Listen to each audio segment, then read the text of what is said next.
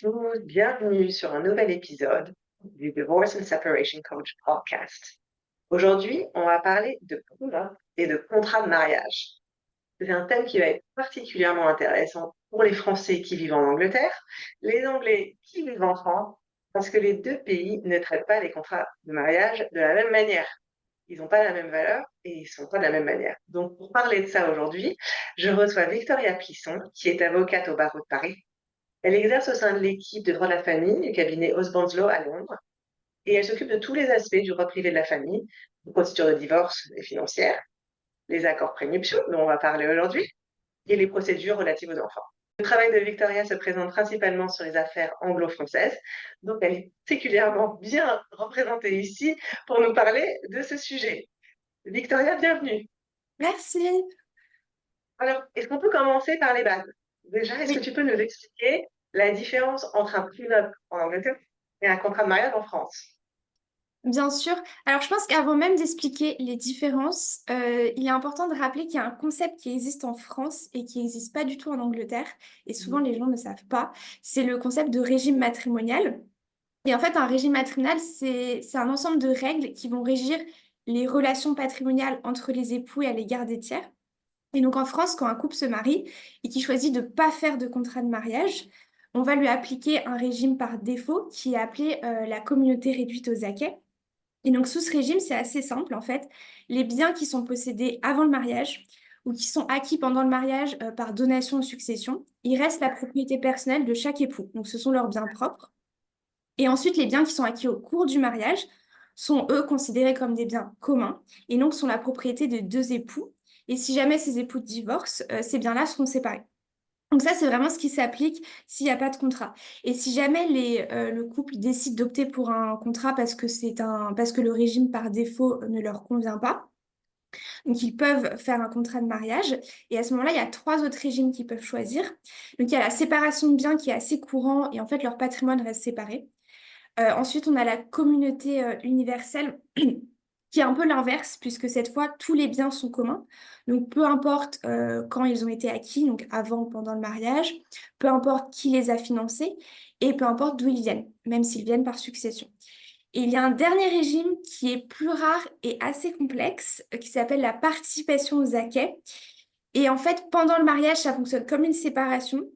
Et ensuite, dans le cas de divorce, c'est un calcul assez compliqué à faire, parce qu'on va calculer l'enrichissement des deux époux pendant le mariage. Donc, on va comparer leur situation au moment du mariage et au moment du divorce. Et ensuite, on va partager cet enrichissement entre les deux. Donc, je pense que c'était important de rappeler ce concept, parce que ça Oui, n'existe pas du tout en Angleterre. Donc, oui, pour revenir à ta question sur donc les différences, j'ai identifié 6 points qui me semblaient assez importants. Alors déjà, le contrat de mariage français, il va couvrir la gestion des biens des époux pendant toute la durée du mariage. Et ensuite, d'accord. en cas de dissolution, donc le mariage, il peut être dissous soit en cas de divorce, soit en cas de décès d'un des époux. Ouais, Alors que le prénup anglais, c'est différent. En fait, un prénup anglais, c'est plus un contrat de divorce parce qu'il va seulement régler les conséquences financières en cas de divorce. d'accord. Oui, c'est Donc en important fait, comme distinction. ouais.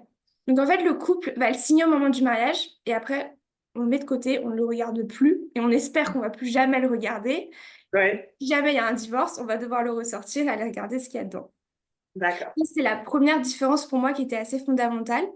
Ensuite, il y a une différence un peu plus culturelle, c'est le fait que le contrat de mariage français, il est assez courant. Parfois, c'est même pas un sujet pour un couple, c'est normal d'aller en signer un. En Angleterre, ça devient plus courant, Mhm. mais ça l'est pas autant qu'en France. Et il y a 10 15 ans, c'était encore un sujet, j'en ai parlé à mes collègues anglais, ils m'ont dit en fait, il y a une quinzaine d'années, c'était encore un sujet un peu tabou. C'était que pour les personnes très très fortunées. Aujourd'hui, ça se D'accord, démocratise un petit peu, mais c'est toujours moins courant qu'en France. d'accord. Ensuite, la troisième différence, c'est que le contrat français, il va être rédigé par un notaire. Et donc, les deux époux vont aller chez le notaire ensemble. Le Mhm. notaire va leur expliquer en quoi consiste le contrat et ils vont le signer. Alors Mhm. qu'en Angleterre, ce sont les avocats qui vont les rédiger. Chaque époux va prendre un avocat. Euh, donc, voilà, c'est assez une différence assez importante. Alors qu'en France, généralement, on ne prend pas d'avocat, on va juste chez le notaire. Ça a une Ensuite, influence sur le coût. Excuse-moi de t'interrompre. oui, bah justement, c'était mon prochain point. Oui, excuse-moi, Euh, vas-y. Donc justement, en France, c'est pas très cher, c'est quelques centaines d'euros. En Mhm. Angleterre, on parle plus en milliers de pounds. C'est rare d'avoir un contrat à moins de 5 000 pounds.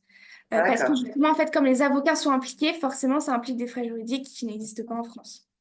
Donc, vous, le fait que c'était les gens avec des gros patrimoines qui prenaient le temps de le faire et qui Exactement. dépensaient ça. Ouais. Mais malheureusement, en Angleterre, tout le monde ne peut pas se le permettre parce que enfin, c'est un coût assez significatif, surtout pour un jeune couple qui vient de démarrer dans la vie active. Ouais. Et ensuite, le cinquième point, il est assez lié, c'est qu'en France, c'est un processus assez informel, on va juste chez le notaire. En Ouais. Angleterre, c'est un processus très formel, on va avoir des négociations, on va avoir Ouais. un avocat qui va rédiger la première version enfin, du prénup, qui va le transmettre à l'autre avocat, qui va le modifier, puis ça va vraiment être transféré entre les deux avocats jusqu'à ce qu'on trouve un accord. Donc ça peut prendre aussi, Ouais. ça peut être un long processus assez formel. D'accord. Et enfin, la dernière différence aussi que les couples ne connaissent pas forcément, c'est que en France, le contrat de mariage, ça peut couvrir que la division des biens.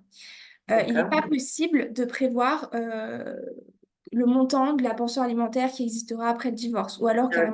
Ok. Alors que par contre, dans un prénup anglais, on peut le faire. Très bien. D'accord.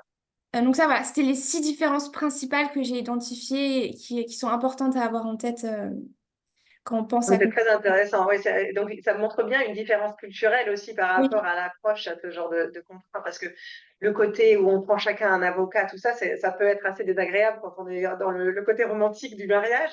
Alors qu'en exactement. France, c'est plus transactionnel.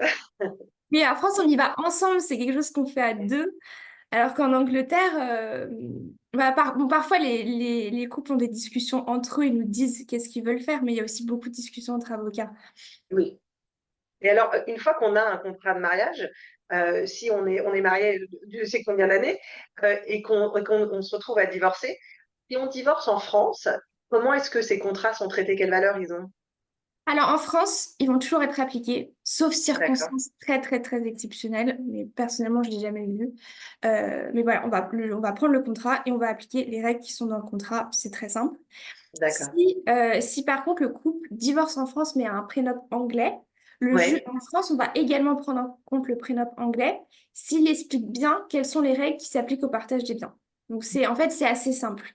Il n'y a généralement pas trop de complications. ils ont tous les deux la même valeur pour un juge français, tant que le prénup anglais est documenté de manière satisfaisante, en fait. Oui, c'est ça, exactement. D'accord. Et alors, de l'autre côté de la Manche, pour un juge anglais qui Alors voit un là, prénup ou un contrat de mariage français. oui, alors là, c'est beaucoup plus compliqué et c'est souvent quelque chose que les couples ne savent pas. C'est que ce soit un prénup anglais ou un contrat de mariage français, ils sont pas juridiquement contraignants en Angleterre. C'est-à-dire que le juge ne sera pas obligé de l'appliquer au moment du divorce. Et ça, c'est Ouais. super important de le savoir. Les gens ne réalisent pas. C'est ça, les gens ne le savent pas. Parfois, ils arrivent en Angleterre avec leur contrat français, ils nous disent, bon, on va appliquer ça, et on leur dit, c'est plus compliqué. Euh, Ouais. donc justement, les prénops, donc le juge n'est pas obligé de le prendre en compte, mais les juges le font de plus en plus, et ils les prendront en compte s'il y a certains critères qui ont été respectés en fait au moment de la conclusion du contrat. Et ces critères, il y en a 4. Ouais. Donc, le premier, c'est que le contrat devra avoir été signé, le prénup devra avoir été signé au moins 28 jours avant le mariage. Donc pour donner, voilà, pour pas qu'il y ait un des époux qui le fasse sous la pression et qui le signe la veille du mariage, parce que Pas l'autre d'idée, lui d'accord. dit, on ne se marie pas, on annule tout si jamais tu ne signes pas. Donc on prévoit un certain délai. Il faudrait également annexer au contrat enfin que chaque époux présente en fait sa situation financière et que ça D'accord. soit annexé au contrat pour bien montrer que l'autre personne, voilà, avait connaissance de cette situation. Et c'est ce qu'on appelle financial disclosure en anglais. Et enfin, ce qu'on a dit tout à l'heure, il faudra que chaque époux fasse appel à un avocat qui va voilà, lui expliquer le contrat. C'est Ouais. ce qu'on appelle independent legal advice. Et évidemment, bon, cela va de soi, il ne faut pas qu'il y ait de fraude, il ne faut pas qu'il y ait de fausses représentations, il ne faut pas qu'il y ait une influence, enfin, une pression trop importante exercée par un époux sur l'autre. D'accord. Et même, en fait, la situation, elle est complexe parce que même si ces critères sont respectés, le juge anglais pourra toujours choisir d'écarter le contrat ou pas forcément le prendre en compte dans son entièreté si jamais il n'est pas équitable. En fait, il ne faut pas D'accord. que le prénup, pardon, laisse une partie en situation de besoin, enfin, qu'il y ait une partie qui vive dans une maison à 5 millions de pounds et puis que l'autre n'ait même pas de capital pour acheter une maison pour se reloger. Donc le juge va vraiment être conscient d'être assez juste. Euh, D'accord, et donc c'est pour ça qu'il pourra décider de s'écarter du contrat. d'accord. Et c'est encore plus complexe quand on a, donc ça c'est si on a un prénup anglais en Angleterre, si on a par contre un contrat français. Oui, En fait, on l'a vu, les contrats français, ils respectent pas du tout les formalités qui sont attendues des prénups, puisque il n'y a pas d'avocat, il y a juste un notaire. On signe souvent le contrat dans les jours qui précèdent le mariage. Mais du coup, les juges anglais, ils font quand même preuve de un peu plus de flexibilité par rapport à ces contrats. Et on va pas dire, on n'applique pas tous les contrats français parce qu'ils respectent pas les règles anglaises. Et en d'accord, fait, les juges, ils reconnaissent que, enfin, le manque de formalité ne sera pas forcément un obstacle à la prise en compte du contrat par le juge anglais. d'accord. Et en fait, s'il y a deux éléments qui sont remplis, le juge va les appliquer, enfin, va au moins les prendre en compte. Donc, il faut que les deux parties, elles aient compris les implications du contrat quand elles l'ont signé et qu'il ait été conclu librement. Voilà. Mais c'est bien plus complexe qu'en France. Quand on applique à la lettre ce qui est C'est écrit dans le ça. contrat de mariage, en Angleterre, c'est potentiellement pris en considération, mais ça ne va pas forcément être appliqué comme tel quel par le juge. Il y a un Exactement. degré d'interprétation et de réévaluation, en fait, à ce moment-là. Voilà. D'accord. Et alors, dans ce contexte-là, qu'est-ce que tu dirais aux gens qui hésitent à faire un contrat de mariage ou un prenup? Quels sont les avantages pour eux d'en faire un? En fait, je pense qu'il faut regarder qu'est-ce qui se passe s'ils n'en ont pas. Donc en Mhm. France, on l'a vu, c'est le régime par défaut qui s'applique, donc la communauté Ouais, Rete-Osaka. Et en fait, en Angleterre, c'est un système qui est beaucoup plus discrétionnaire. En fait, en Angleterre, s'il n'y a pas de prénup, le point de départ, c'est on va partager les biens 50-50. ouais. Mais c'est juste un point de départ. Et le juge, il peut s'en écarter. En fait, il y a une liste de critères dans la loi. Par exemple, la durée du mariage, les revenus des époux, leur capacité à générer des revenus dans le futur. Et en fonction de ces critères, il pourra, euh, enfin, effectuer une répartition inégale des biens. Et on pourra avoir du 60-40, du 70-30. Parce qu'en fait, le juge, à la fin, vraiment, c'est ce qu'il veut il veut que les besoins des deux parties soient satisfaits. Donc c'est ça qui s'applique et c'est un système qui est très discrétionnaire. Ça va beaucoup dépendre du juge devant lequel les parties sont. Ouais, Du coup, ouais. c'est pour ça que c'est intéressant de faire un prenup. Ça permet en fait d'avoir des règles qui sont très claires dès le début. Et comme Mhm. ça, dès le moment où on se marie, on sait ce qui se passera en cas de divorce. On ne sait pas forcément combien on aura, mais on sait quelles seront les modalités de calcul, les modalités du partage. On sait que, par exemple, un bien que la femme qu'elle possédait avant le mariage, elle le conservera. En fait, ça permet de garantir une certaine certitude aux parties et ça leur permet de choisir ensemble quelles règles vont s'appliquer au moment du divorce. Et je pense que ça, c'est enfin, l'aspect psychologique est quand même assez important, puisque forcément, ça va réduire en fait le contentieux au moment du divorce, puisqu'on a déjà des règles claires qui sont fixées. Et chacun est dans déjà l'optique de ça va être ça l'arrangement. Ils ont trouvé cet Exactement. arrangement acceptable à un moment ou à un autre. Donc, Oui, a priori, ils étaient déjà dans le bon état d'esprit pour l'appliquer. Donc, c'est vrai que ça, c'est un avantage si après, il y a cette histoire, cet espace de respect pour cet Mm. accord qu'on a fait, qu'il ait une valeur stricte auprès du juge ou pas. Il y a quand même eu un effort qui a été mis dans la négociation et je pense que les gens à ce stade-là, ils veulent essayer d'en se tenir à ce qu'ils avaient contenu au début. Exactement. Bon, dans un monde idéal, les deux sont d'accord. Après, il y a Ouais. toujours des cas où il y a une partie qui va essayer de dire oh, le prenup n'était pas valable ou il faut qu'on s'écarte de ce qu'on avait dit.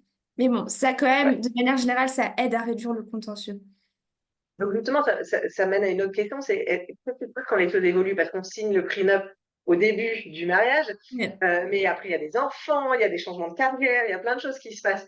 Est-ce qu'un prenup est mis à jour tout au long du mariage, ou est-ce que c'est un document qu'on fait au début, comme le contrat de mariage, et on n'y touche plus?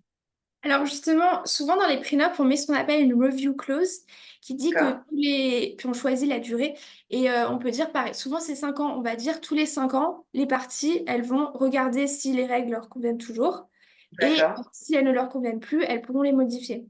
Et sachant d'accord. que si au moment du mariage, les parties n'ont pas fait de prenup, il est toujours possible de conclure un post-nup après. Mhm. Et donc ça D'accord, fonctionne de la même manière, c'est juste qu'il est conclu après le mariage. d'accord. Donc, j'imagine que s'il y a eu ce checkpoint régulier, cette reconfirmation régulière, ça donne un peu plus de poids aussi aux documents au moment du Oui, divorce auprès du juge, parce qu'ils ont eu plus d'opportunités de dire que ça n'allait pas si, s'ils avaient voulu. exactement, oui. D'accord. C'est intéressant. Donc, c'est vraiment une approche très différente d'un pays à l'autre. Exactement, oui. C'est même, enfin, c'est deux documents qui ont quelques points communs, mais qui ont surtout beaucoup de différences. Ouais, ouais. Alors qu'on a tendance à penser que c'est des synonymes. Donc ça, c'est des choses Exactement. importantes à prendre en compte au début du mariage, mais clairement au niveau du divorce, il faut savoir à quoi s'attendre, en quoi le document qu'on a va nous aider ou potentiellement pas forcément. Ouais, exactement. Et pour les Français qui sont en Angleterre et qui vont bientôt se marier, donc ils sont juste à cette période critique, comment est-ce que tu leur conseillerais de choisir entre les deux? Est-ce qu'il vaut mieux faire un prenup anglais ou un contrat de mariage français, à ton avis? Alors là, je peux pas répondre de manière générale parce que c'est vraiment un choix qui est particulier à chaque couple, puisque chaque couple a des D'accord. circonstances particulières. Mais ce qu'on va faire, c'est qu'on va regarder un ensemble de critères. On va regarder où est-ce qu'ils vivent maintenant, où est-ce Mhm. qu'ils vivent dans le futur, est-ce qu'ils veulent rester en Angleterre ou est-ce qu'ils pensent d'ici 5 ou 10 ans rentrer en France. On va regarder leur nationalité, on va regarder où sont situés les biens. Et en fait, en fonction de la réponse à toutes ces questions, ce sera une discussion à avoir avec le couple pour choisir enfin, quel document est le plus approprié pour eux. Sachant que si jamais, par exemple, le couple, il vient en Angleterre et donc il décide de faire un prénup anglais, et finalement il déménage en France au bout de quelques années, il pense rester en France pour une durée indéterminée, on conseille toujours au couple d'aller voir à ce moment-là un avocat en France, leur demander ce qu'il en est du prénup, et éventuellement, mais ça c'est pas toujours conseillé, de faire un accord miroir en France, donc un contrat qui D'accord. reflèterait les termes du prénup. Alors là, il y a certains avocats qui conseillent de faire ça, d'autres qui disent que c'est dangereux.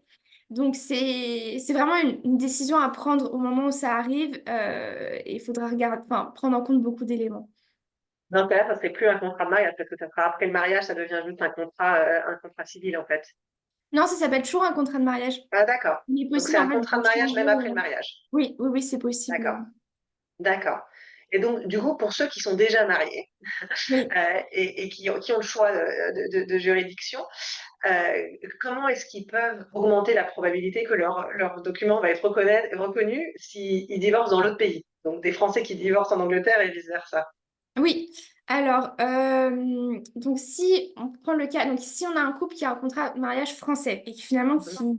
il y a des liens avec l'Angleterre, il y a des chances que peut-être un jour ils divorcent en Angleterre. Ce qu'on conseille, c'est dans le contrat de mariage français de respecter en fait les règles anglaises. Ça veut dire signer le contrat français 28 jours avant le mariage, faire appel à D'accord. des avocats en plus du notaire qui vont chacun conseiller indépendamment chaque partie et Mhm. annexer en fait au contrat de mariage une présentation détaillée de la situation financière de chaque époux. Comme ça, en fait, on respecte les règles anglaises et si Ouais. un jour il y a un juge anglais qui est amené à regarder le contrat français, il verra qu'en fait toutes les formalités ont été respectées et il y aura plus de chances du coup qu'ils le prennent en compte au moment du divorce. D'accord. Donc, ils peuvent anticiper un petit peu cette relation avec l'Angleterre Voilà, c'est et possible d'anticiper. Après, on peut pas anticiper avec tous les pays du monde, non. mais bon, si on sait que, par exemple, c'est un couple, donc l'épouse est française, l'époux est anglais, ils vivent en France, mais c'est possible qu'un jour ils rentrent en Angleterre, ça peut être intéressant d'anticiper ça dans le contrat français. D'accord, ouais. Et ensuite, si on regarde donc la situation inverse, donc un couple qui a choisi un prénup anglais, il y a des chances qu'il y ait un divorce en France. À ce moment-là, dans le prénup anglais, il faudra faire appel à un avocat français pour conseiller. Il faudra en fait bien distinguer qu'est-ce qui relève du régime matrimonial et qu'est-ce qui relève de la pension alimentaire, de la prestation compensatoire. En fait, Oui, voilà, il faudra être assez précis dans la rédaction du contrat. d'accord. Oui, parce que j'imagine que ça doit être le genre de choses que les gens prennent en considération quand ils décident dans quelle juridiction divorcer.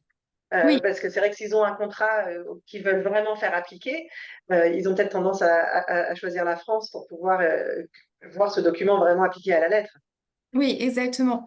Mais du coup, voilà, s'il y a des liens avec l'Angleterre, c'est important de l'adapter, juste un petit peu l'adapter.